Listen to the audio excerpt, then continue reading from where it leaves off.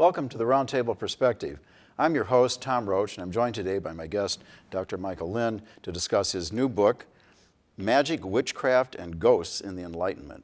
Thank you for joining me. Thank you. Michael, I know you've done a lot of interesting work, spontaneous human combustion and history of tarot cards, vampirism, ventriloquism are things that you're going to look into, I guess, right? Yep. But this book on magic and witchcraft and ghosts during the Enlightenment, there's a assumption there that maybe these things went away during the Enlightenment, right? And I take it you're refuting that. I'm trying to, yes. Yeah. So there was this idea that during the Enlightenment, which is the 18th century, that somehow the age of witch hunts, the previous two centuries, had sort of gotten it out of the people's system, and that they could then move on. The scientific revolution came along. Everything was suddenly rational and mathematical and could be explained away. So there's this idea that the 18th century, the age of the Enlightenment, just sort of was a gap in magic. Yeah. And then suddenly in the 19th century, it all came back as if it had never been there for the previous century. And I think the scholarship shows actually that there was just as much interest in magic and witches in the 18th century as there had been in the century before and after. I can see how we might have a wrong impression there. Being a communication professor, I know one of the ways people look at history is they say we don't really study history, we study what's been communicated about history, right? Or it doesn't get passed down.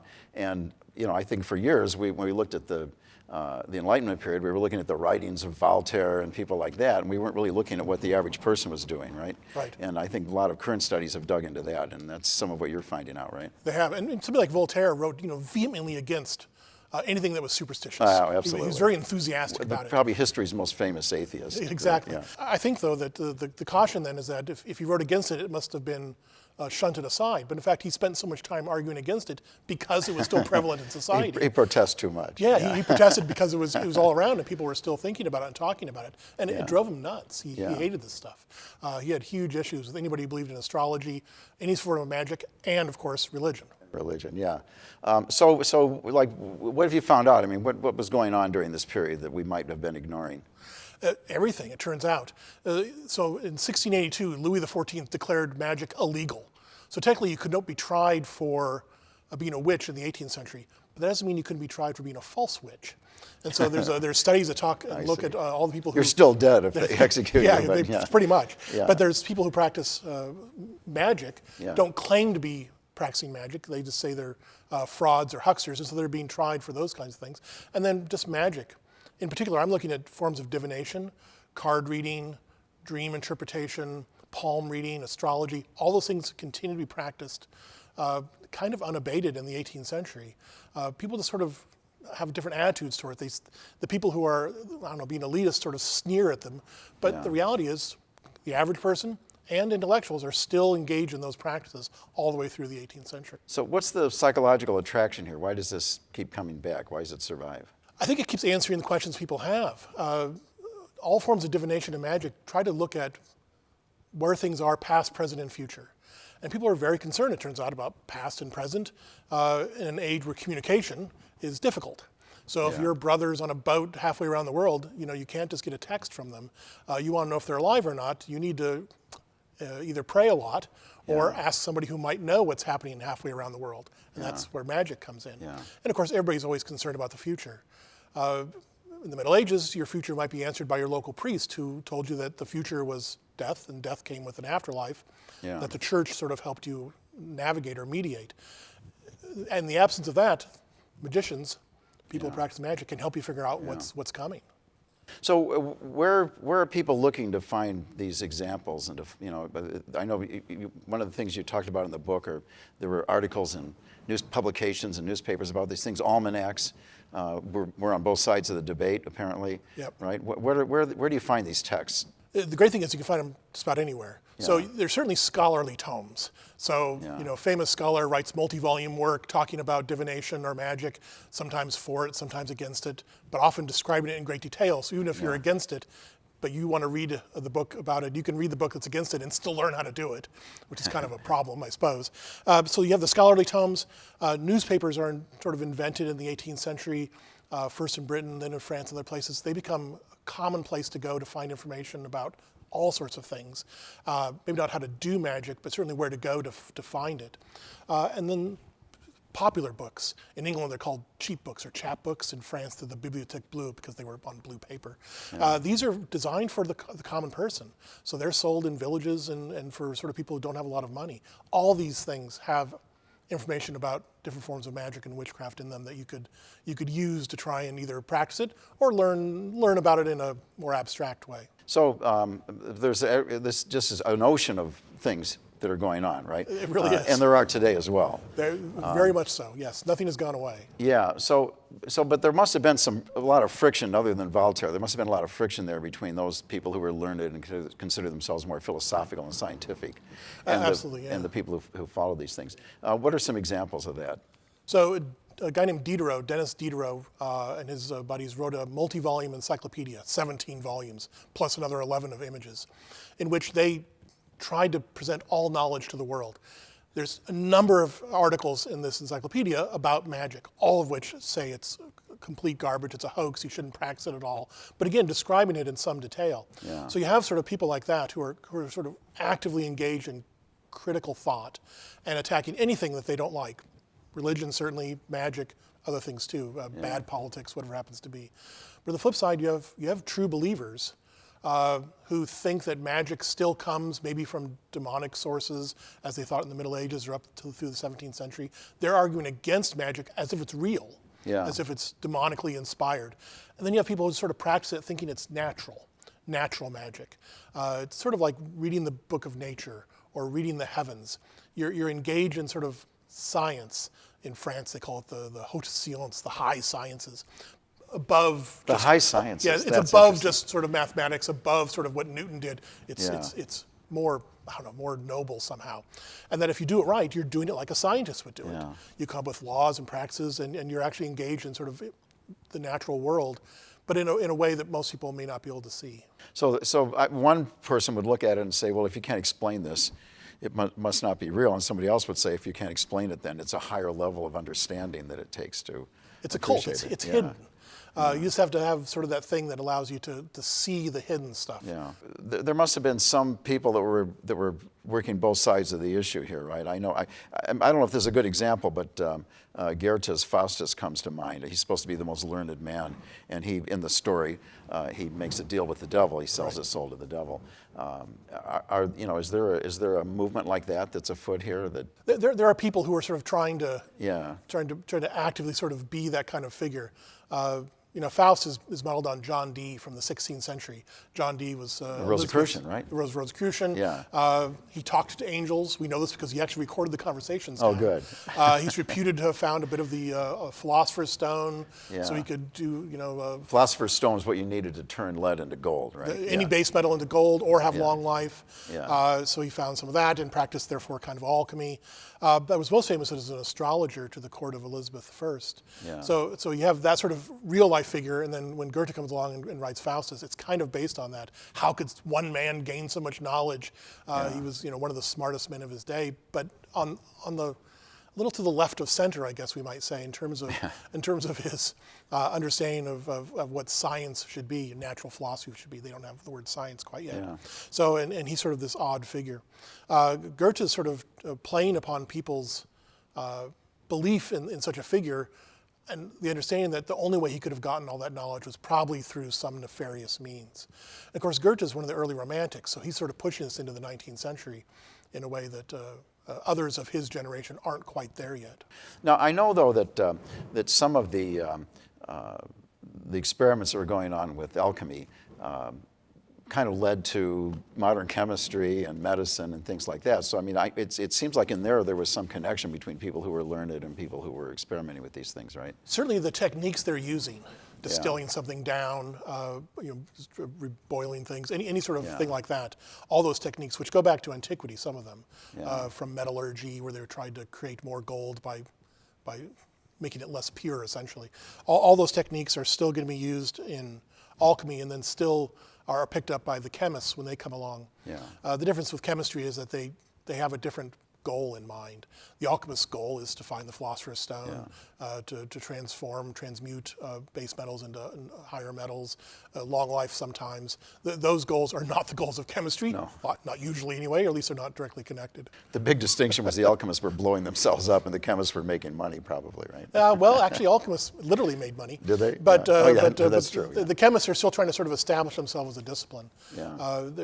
They really don't establish themselves fully until the end of the 18th, early 19th century. Yeah. So categorically, what's all going on here? There's the occult, there's this, divination, there's all, tarot cards. Give us a rundown of all the things that Voltaire hated during the Enlightenment. It's a vast list, so we can't do them all. But let's just say that there's any sort of divination. The big ones would be dream interpretation, astrology, palm reading, metoposcopy, which is reading the lines on your forehead. All these things still had believers and practitioners throughout the century, as well as a sort of basic fortune telling. Any sort of fortune telling at sort of a street level always raised the ire of Voltaire and others. They hated all that kind of stuff. And so when people are accused of being false witches, it's usually for that kind of street level fortune telling, as opposed to they're actually brewing something in a pot or flying off on a broom or participating in Black Sabbath or something like that. Yeah, and there's certain natural resistance that I think academics and people who are more learned have to all of this. I remember on our campus when it was Purdue Calumet, they had a student event, and somebody wanted to have a table there interpreting people's signs, their astrological signs, and there was this huge reaction from the faculty. We can't do this. We're a university, and we can't sanction things like that. And it wasn't surprising to me that they were rejecting this, but what surprised me was how vehemently they rejected it. And so it seems that there's something psychological going on here that's just beyond. I don't accept that. I think it pushes people's buttons. Because it is kind of inexplicable, or they're unwilling to accept the explanation. And so when you have people who want to have an astrological reading table, on campus, I can see why it might trigger some people. Had I been here at the time, I would have recommended we bring them on, but let's have a conversation about why they believe this and why they don't. Right. I teach a class on religion, magic, and witchcraft. And invariably, there are students in the class who are believers, who believe in astrology and believe in the different things that we discuss historically. And I think they would wish me to teach them how to do it, which is not the class. It's not a practicum. Nobody leaves the class. Could you if you wanted to? No, I don't think I could. But they would wish me to do so, and they'd wish me to treat it more as if it were 100% true and obvious. And I don't do that because that's not exactly how historians work. Yeah. Well, and it seems that maybe there's maybe we as academics, maybe we set ourselves up for this conflict a little bit because we tend to think that we can explain everything. And if we can't explain it now, we will be able to explain it at some point. And it's like we don't have room, in our mindset to accept that there's something that we're never going to understand. But if you think that there are things you're never going to understand, then you kind of almost have to look at some of this stuff and say, well, maybe there's something going on there that we just don't get. Perhaps. Bruno Latour argued that, we've never really been modern. And so we've never really gotten to that part where we are 100% fully rational beings without any sort of magic or anything going along. And you've got the evidence to support his argument. In a way, yes. The skeptics in the 16th century, Michel de Montaigne, argued everybody remembers the coincidence or the time where the divination or the magic worked because they're so rare. Nobody remembers the thousands of times it didn't work. So when you consult your astrological chart and you find the one time it's worked, you write that one down in your diary, but you never write down the 10,000 things in your diary that did not match up with your horoscope or whatever it happens to be. That's sort of a skeptic's view. Yeah. And I think it's probably true today. People remember the coincidence. You think about your friend, and then you pick up the phone, and they've called you. Oh, wow, that's great. I was just thinking about you. Must be magic. But you don't think about it every time everybody else calls. Yeah, it might happen 99 times, and it doesn't mean anything, but you remember the one where it did. We fool ourselves.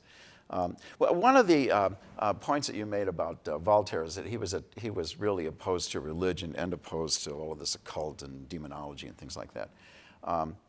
Given that most people were, in Western Europe were of the Christian faith of one form or another.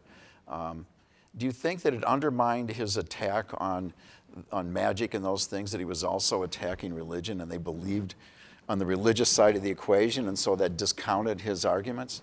and other arguments by people like him. Yeah. So Voltaire is a deist. He believes in a God, but it's a distant God.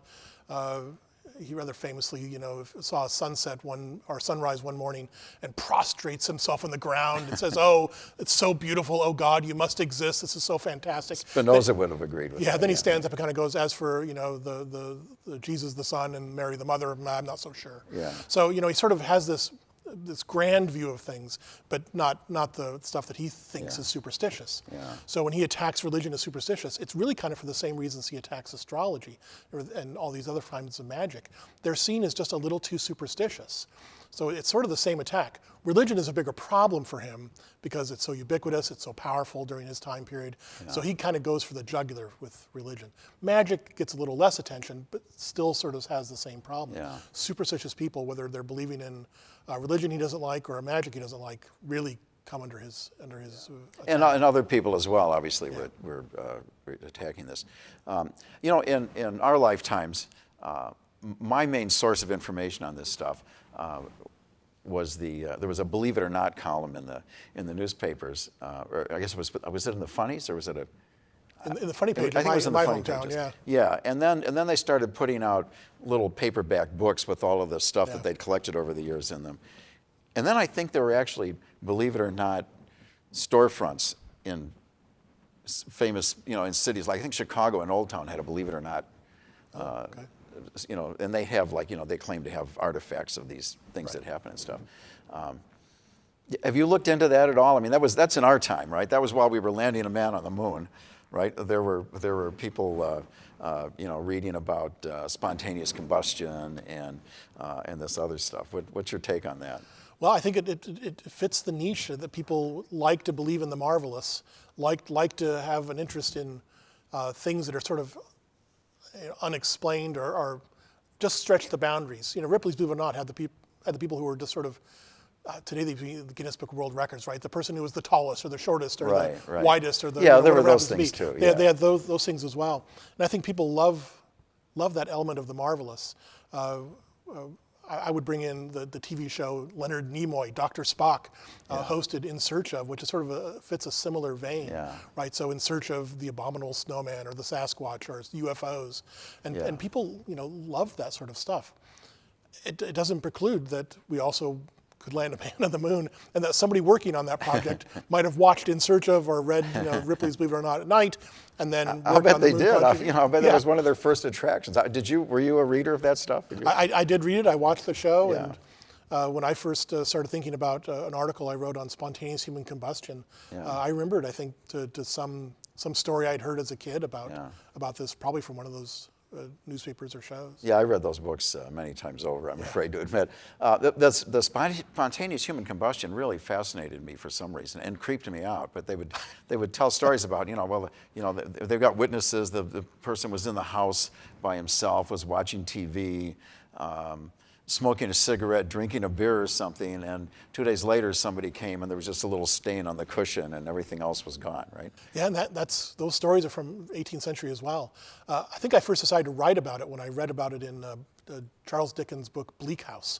One of the characters there spontaneously combusts. Oh, no kidding. Sort of right in the middle of the novel, and it caused a huge uproar in the middle of the 19th century, and Dickens, who wrote serially, finished 1 month's episode with that death, and then had to spend part of the next month defending himself because he claimed it was real. And so when he published the book version, he actually has a bibliography in the back of the book or the front of the book where he lists the sources that he used for spontaneous human combustion being real. And those are real Which sources. Proves it, yeah. Yeah, so I went back and I looked at those sources, and there are people who really believe this.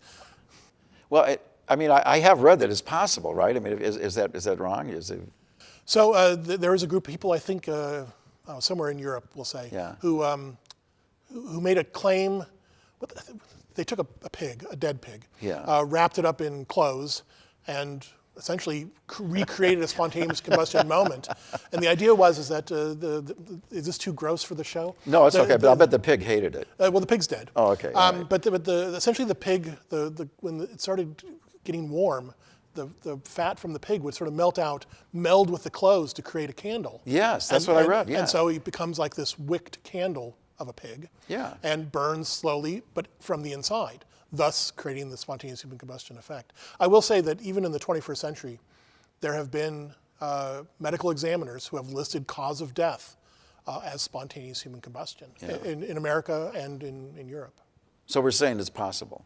We're saying people, when they can't explain something, might use it as their You're not going to safety state your net. academic reputation on this, I take it. Okay. Perhaps not, but certainly it comes up. Nobody is so adamantly against it that they won't use it. I mean, Right. medical examiners are people who have doctorates. So I trust them. Yeah, why wouldn't we? Well, so I know there's no statistics on this, but do we have any sense of what percentage of the population of Western Europe was buying into these kinds of things, and how does that compare to people today? So I don't know how to compare it to people today. What I will say is that in the 17th, 18th century, the periods that I'm sort of looking at, magic was practiced by most people at some level. As do we, although we don't always call it magic today. So if you think about it in terms of medical magic, you always know somebody who's got something that will cure whatever it is that ails you.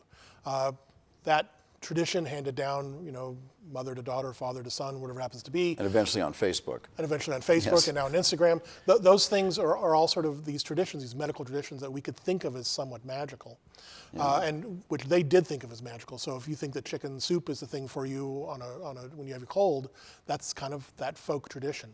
People practice magic of all different kinds all through the period before. Yeah. It's not bad magic, it's not evil magic, it's not demonic magic, but they're practicing different kinds of magic sort of all the time. Yeah.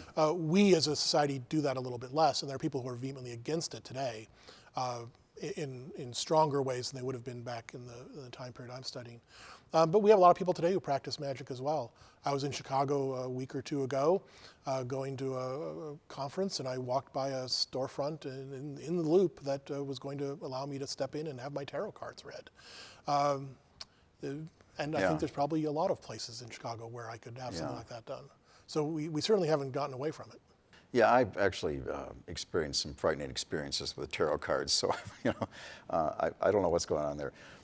But let me ask on another level here. How do you defend the value of research like this? I mean, I think there are people outside of academia who say, why would we have a class on that? Why is it worth writing a book about this? What's your response to that? So I think, the big answer is that our culture today, which thinks of itself as modern, maybe isn't quite as modern as we would like to think. But I think that to understand sort of popular culture, that is the culture of the majority of the people, is to understand us as creatures who have learned some science, but also have some faith, maybe, also have a belief in some kinds of magic, maybe, people who are superstitious, who are, we just had Halloween not too long ago, fear black cats crossing their path or won't walk under a ladder or whatever it happens to be. All of that is sort of, part of our culture in pretty significant ways. And it didn't just appear out of nowhere. This has a history, and what I want to do by studying this in the early modern European period is figure out how those things interconnect. So I could look at other aspects of society. I could have a class on technology and science and something else. I don't think it would probably draw quite as many students. But all those things are things that are important to people, important to their daily lives, and which have impact today. So I study these things not because they're weird or whimsical, but because they help us understand where we are today. Okay, so you don't think the Billy Goat had anything to do with the Cubs losing No, baseball that's games probably for you? absolutely true. You think it is? Okay, yeah, I actually agree with that too. But seriously, I mean, if you say a black cat crosses your path, do you find yourself thinking about that later on? I mean, what I'm getting at here is, do you think we all have a rational side that says, of course, I know this isn't real, but even though we're committed to that rational view of things, we still have a tendency to, in the back of our minds, to wonder? I think the answer is probably yes. Yeah. I'm sure there are some people who are just so hyper-rational and live so much within a particular framework that they can ignore all the other things that happens outside. I think for the average person that's not likely to be true. Yeah. People are going to draw on whatever evidence and support they have from around them. Ideally, maybe they would go off and get their Ph.D. in something and become 100% rational beings. But working on an academic campus, I can assure you that not all of our colleagues are 100% rational beings. Do you think? I'm pretty sure. I understand there was something called the School of Magic in Paris, right? And that's one of the things you're writing about in the book, right? It is, yes. In the 18th century, an interesting gentleman named Jean-Baptiste Alliette thought he would monetize his practice of magic. He gave little courses on palm reading and dream reading and tarot card reading and card readings and all sorts of other stuff. So he created a school of magic. Didn't last very long, in part because he died not long after. But he was giving out free lessons, and people apparently came and enjoyed it. I hope he didn't die because somebody was sticking knives through a box that he was sitting in. I don't think so. Somebody didn't get the full lesson. That's all the time we have for our program right now. Thank you to Dr. Michael Lynn for joining me today on Roundtable Perspective. I'm Tom Roach, and I'll see you next time.